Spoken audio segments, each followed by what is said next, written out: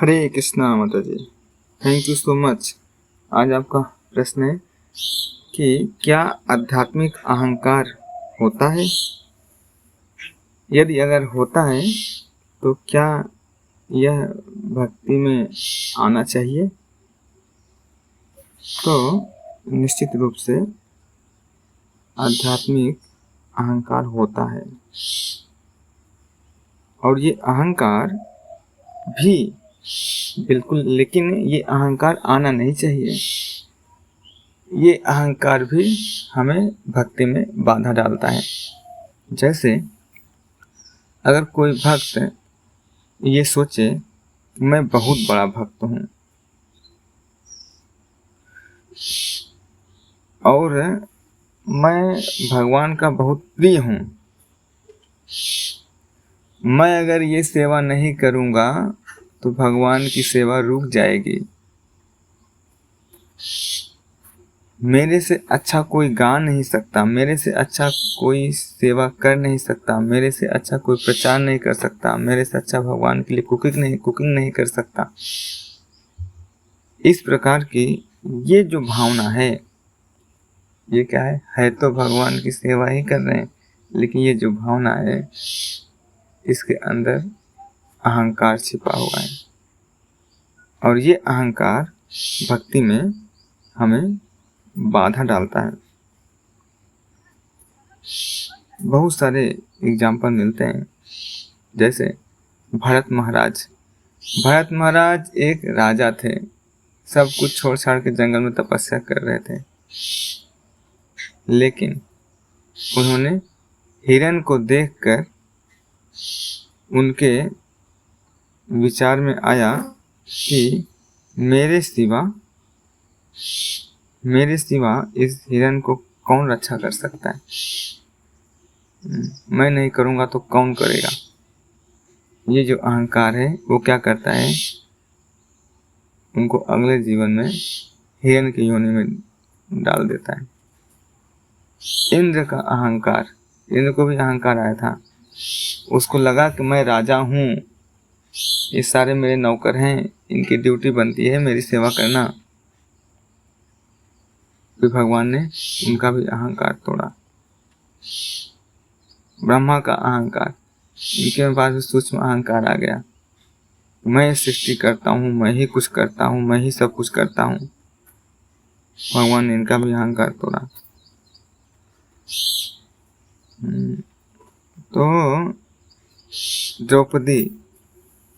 माता द्रौपदी भी सूक्ष्म अहंकार, सबके पास गिड़गिड़ा रही थी, मेरी रक्षा करें, मेरी रक्षा करें।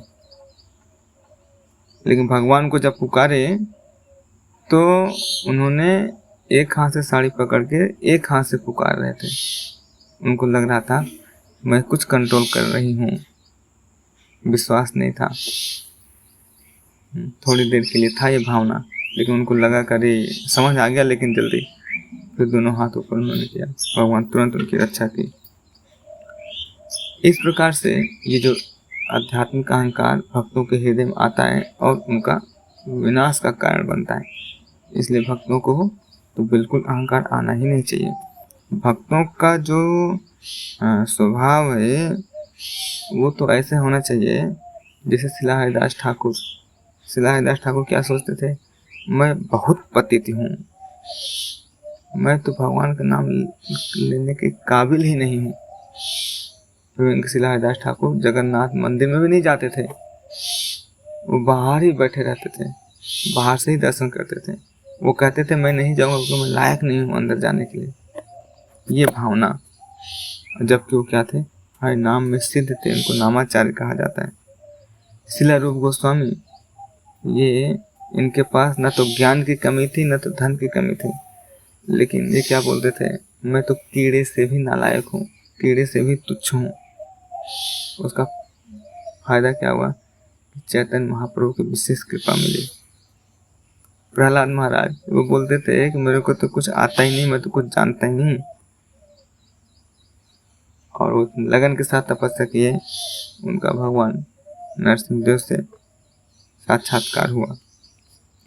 इस प्रकार से हमें इन जैसे भक्तों की तरह बनने का प्रयास करना है।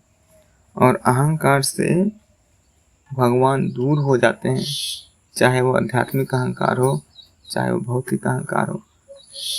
भौतिक अहंकार तो सबसे ज़्यादा खतरनाक है, लेकिन आध्यात्मिक अहंकार भी उससे कम नहीं है। ये भगवान आध्यात्मिक अहंकार तो भगवान के पास पहुंचने वाले होते हैं तो भी रुक जाते हैं। बहुत दुर्भाग्य की बात है, मतलब हम पहुंचने वाले हैं जस्ट, लेकिन इसकी वजह से रुक गए। भौतिक अहंकार में तो लोग दूर दूर तक समझते ही नहीं। अल्टीमेट रुके तो ना, नुकसान तो दोनों में ही है। इसलिए हमें भौतिक अहंकार भी नहीं करना चाहिए। भगवान नाम कोई वस्तु है ही नहीं, मैं आत्मा नहीं हूँ, मैं तो शरीर हूँ। और आध्यात्मिक अहंकार भी नहीं करना चाहिए कि मैं बहुत बड़ा ज्ञानी हूँ, मैं बहुत बड़ा भक्त हूँ, मैं बहुत बड़ा सेवादार हूँ, मैं नहीं रहूँगा तो ये नहीं होगा। इस प्रकार की जो भावना है भक्तों के हृदय में नहीं होनी चाहिए, तभी हम शुद्ध भक्ति की राह पर आगे जो है बढ़ पाएंगे। Thank you so much. Hare Krishna.